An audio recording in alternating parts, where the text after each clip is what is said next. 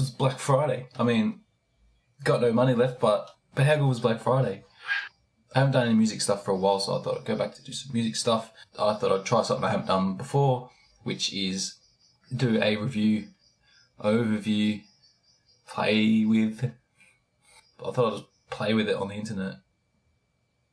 Something to do with this. VSTs, or sample libraries, or virtual instruments, whatever you want to call them. I got this one. It's called PercX from Auddict, and it's pretty cool.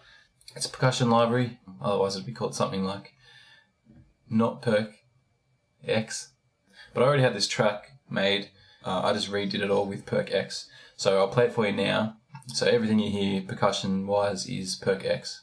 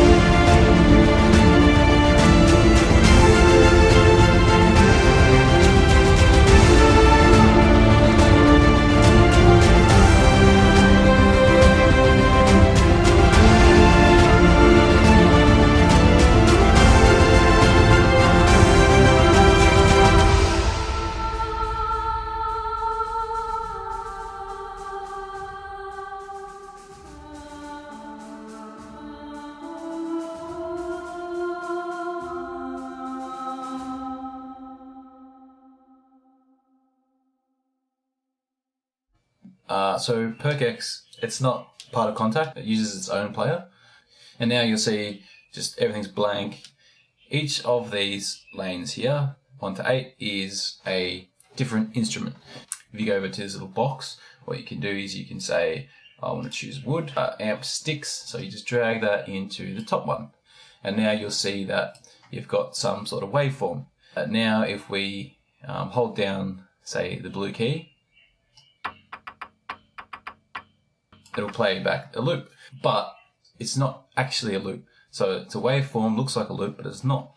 If we go into Edit A, you can see that it's just a whole bunch of MIDI samples in this sequencer. This might look a bit weird because it looks like to me like it's going up in velocity, but it's not. All these lanes are actually different round robin samples. So if I delete all these, now I go to this little Edit pencil. If I just put them all in the same one and then push play, see how it plays the same pattern, but it's playing the same sample. So that's why you want it to be spread out a little bit. So every time it plays it back, it'll play at the same velocity that you set it. So you can set the velocity down here. So we'll make this do a little crescendo. It'll play its own velocity sample, but you also want it to play different recorded samples.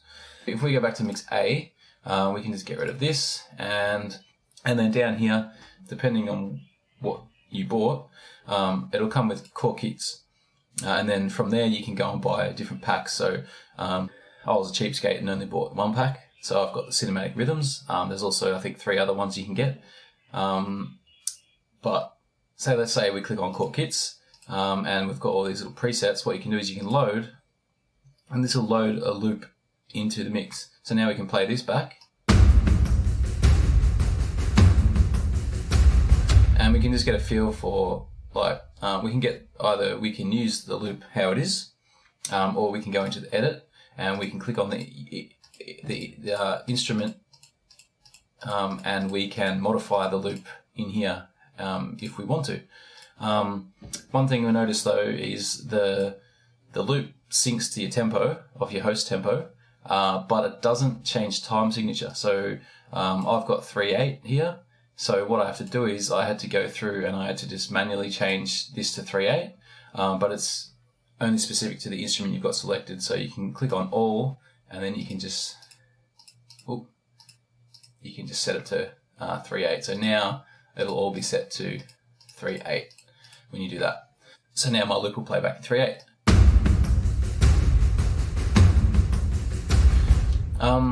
Alright, so once you've got that, you can be happy with, if you're happy with the loop, you can play different keys. So if you play the one down the bottom, press the main key, it's going to play the whole loop, so all the instruments at once.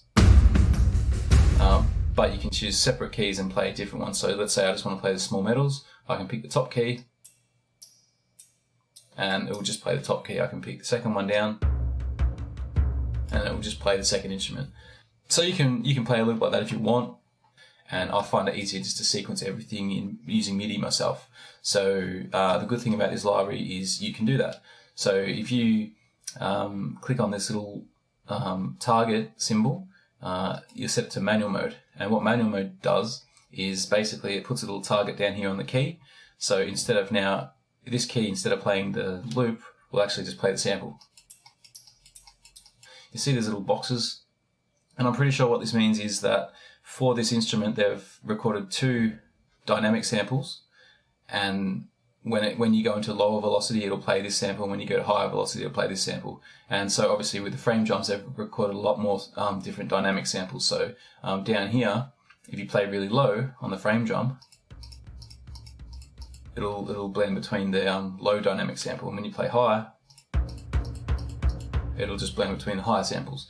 And what you can do is if you right click on one of them, you can actually you can lock that sample in place. So now every time if I play high or low, it'll keep the velocity, so it'll keep the volume of the velocity, but it'll lock it to this dynamic. So that's a handy thing to have if you don't want to change dynamics. Another thing you can do, just if you're going to use the sequencer, another thing you can do is, let's say this all the snares layer. So let's play that.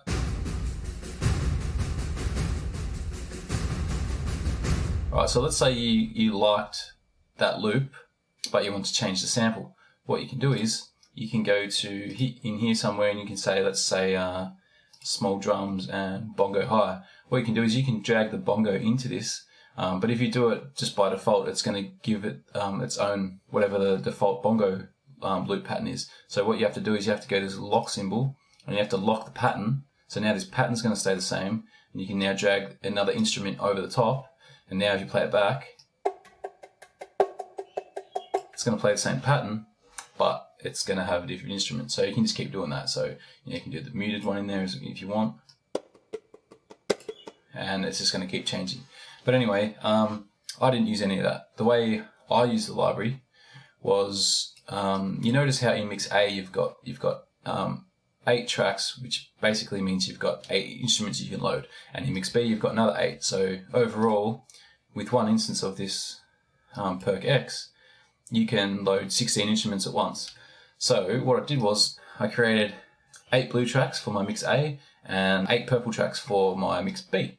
I just assigned them to MIDI route to the main PercX instance. So now if I go to say this track, it's just every time I play this key, it's assigned to play the toms. So it'll play this one here. And so you can just get more flexibility out of playing. So the way I used it was before I got to when I first started, I went to mix B, and then I just went say load I'll go back to sequence mode, and I'll just say I'll go to some rhythm like this one. I'll load it in, and I'll just play it back.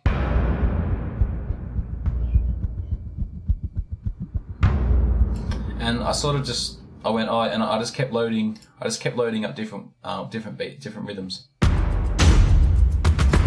until I was happy with one, until I really liked the sound of something. And then when I liked it, what I did was I just took notes. So like, say I like the Cajun, I'd go to mix A, I'd go over here and I'd search for the Cajun, and then I would just drop that into my first instrument, set it to manual mode, and now I can just start playing with the Cajun. That's the way I use the library to get inspired by which instruments I would use, and then eventually I'll just play it manual. You can see that I've got my toms here, and you notice this little button to the side, and all these little 3 things here, we can add our own effects to it. So if I click on an empty slot, I can add any of these. So let's just say I want to add the boom. Alright, so I'll start playing it back now, and I introduce some boom.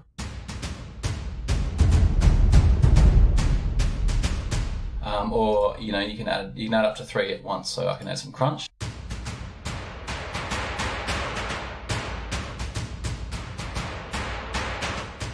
So that's really cool. So it's a really quick way of adding some effects to an instrument. You can either do that, or you can go here to the effects page and you can add all these effects if you want. So I can go into here and I can do the same, add the crunch again. Ooh, and I can add the crunch again. So now, but one thing you'll notice is if I play, let's say I play the whole instruments,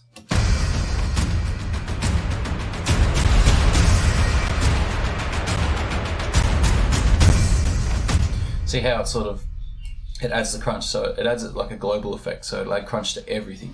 So you can stop some instruments from going to their global effect. So you can go, let's say for instance you want to disclude the toms, you could go into main and you could go no effects. Therefore, when you play it back now,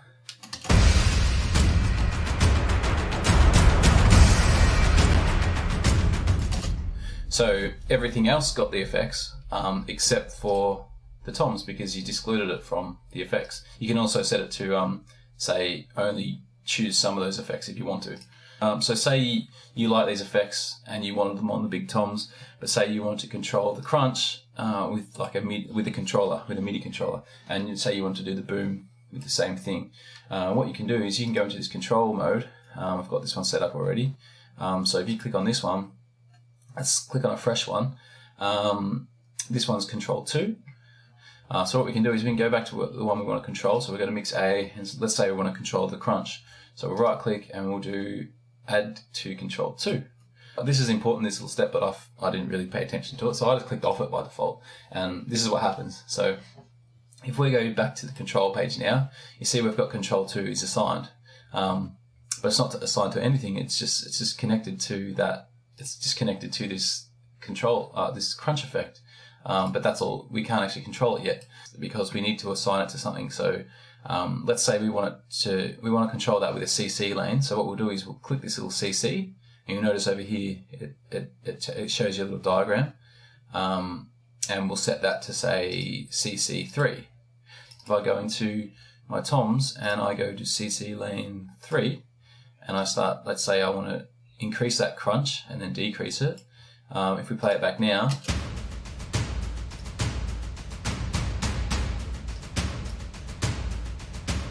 you can see that this actually changed. So the knob changed based on the CC lane, but none of the crunch. If we go back to the crunch sample of the crunch knob, see it's not moving. So this is where this little thing was important. And this basically, by default, I don't know why, but by default it starts at 0 and 0. And that just means that if this control knob is at 0%, where do you want the low part to start? So we want to start at 0, and if this is at 100, where do you want to end? So maybe at 1. Basically what this means now is that when we're at 100%, it's going to be at, the effect is going to be 100%, and when we go to 0%, the effect is going to be 0%. And now if I play it back, go to mix A, you can see still nothing's happening. And that's another reason, which I didn't realize as well, is that if you've got this, you can still control the effect with this knob manually. So we're actually, if we got on 0, it's doing this, it's actually not applying the crunch effect at all. So we have to actually say how much of this effect is it applying it to the knob. So we drag it all the way up to 100%. So now, if we go back to the mix and we watch the CC lane, we can see over here,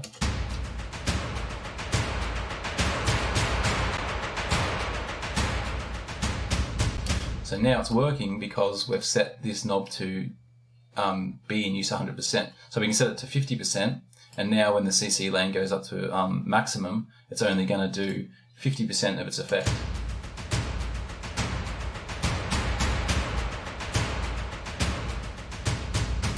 Yeah, so that was just a little thing I had to get my head around when I first did it.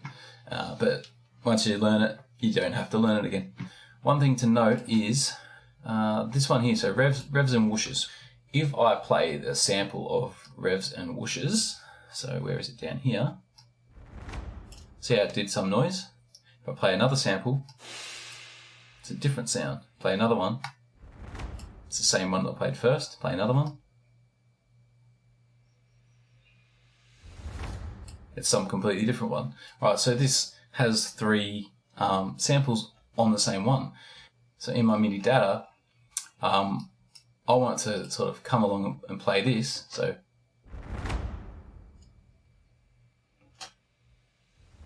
see, it's on some weird sound, but now I play it again.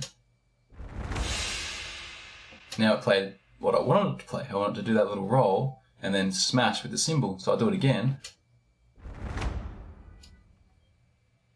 It didn't. It played the other sample. So that's one thing I couldn't really figure out how to make it play exactly what I wanted to play every time. So yeah, that's just one thing to note. So once we set something to manual mode, you'll see down the keys, they also put the target down 1 octave as well. On this one I'm playing the toms. I can also go to another key down and play another tom, so I can play it like a real drum, so you can, you know, get a more human feel to you're playing. And what I wanted to do was, I wanted to take advantage of that and try and layer the drums. So because I've got 2, I wanted to just say, let's copy these, and I'll move them up to the other samples. So now I'm playing the 2 samples on the same on 2 different keys. So if I play it back now, it's just the same sound, but it's fatter. So what I did was I went to humanize, just to offset the timing a bit.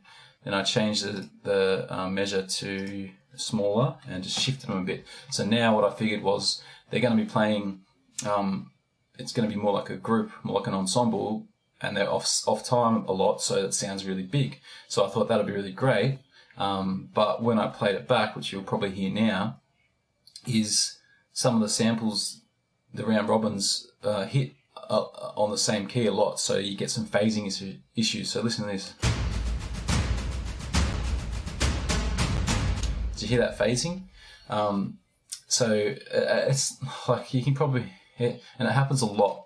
So what I had to end up basically just scrapping that idea and making another instrument which was a similar sounding tom, and just sort of do the same effect with those to get that more big epic effect. So that's just one little thing I noticed with that. So that's it, that's PercX. I guess the one thing you compare it to is probably Action Strikes, which Action Strikes is really fun and easy to use out of the box, but this is pretty much the same, but you need to do a lot more tweaking to get the sound you want. But that being said, it's a lot more customizable and easier to customize how you want it to be. And also the way that they've got their different packs is going to leave it open to expand a lot bigger. So that's one really great thing about it. I hope it was helpful. Let me know if it was, and if you want me to do something else. Got